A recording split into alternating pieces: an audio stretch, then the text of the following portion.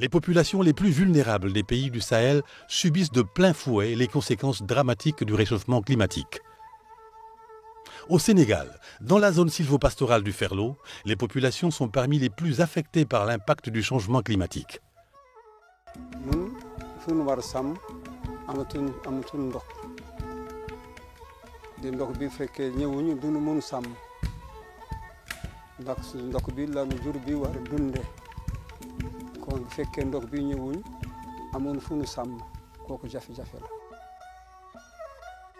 Une situation qui oblige les populations à migrer vers des contrées plus accueillantes.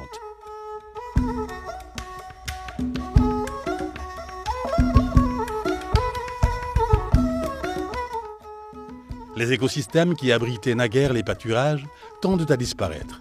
Les cours d'eau s'assèchent et les mares s'ensablent. Face à cette situation, l'État du Sénégal entend réaliser le projet de renforcement de la résilience des écosystèmes du Ferlo, Pré-Ferlo, à partir du lac de Guiers, afin de créer les conditions de restauration des écosystèmes et de satisfaction des besoins en eau de l'agriculture, de l'élevage et des populations. Ce projet, soutenu par la Banque africaine de développement BAD, qui en finance les études de faisabilité, s'inscrit dans la stratégie de gestion et de planification des ressources en eau du système du lac de Guiers, mise en œuvre par l'Office national du lac de Guiers, OLAC.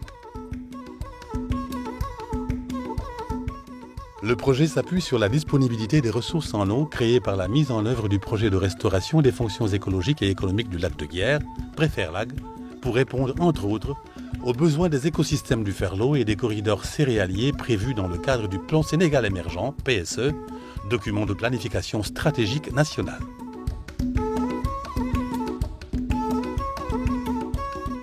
Le projet devrait également générer des milliers d'emplois et contribuer durablement à la fixation des jeunes dans leur terroir. Il permettra aussi de valoriser en partie les 11 milliards de mètres cubes d'eau déversés annuellement en mer à partir du barrage de Diama et d'améliorer la qualité des ressources en eau du lac de Guiers, ce qui devrait contribuer au rechargement des nappes phréatiques et à la restauration des écosystèmes de la zone.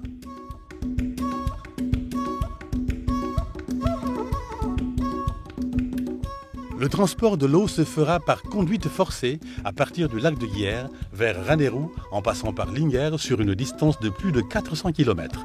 En tête de la conduite, une station de pompage permettra d'envoyer l'eau suivant un tracé optimum.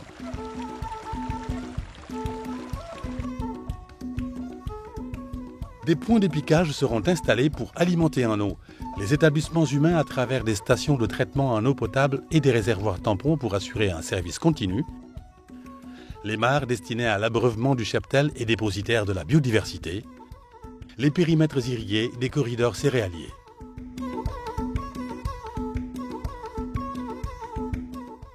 La valorisation des terres irrigables permettra sans doute le développement de la zone d'activité agro-industrielle porteuse de croissance.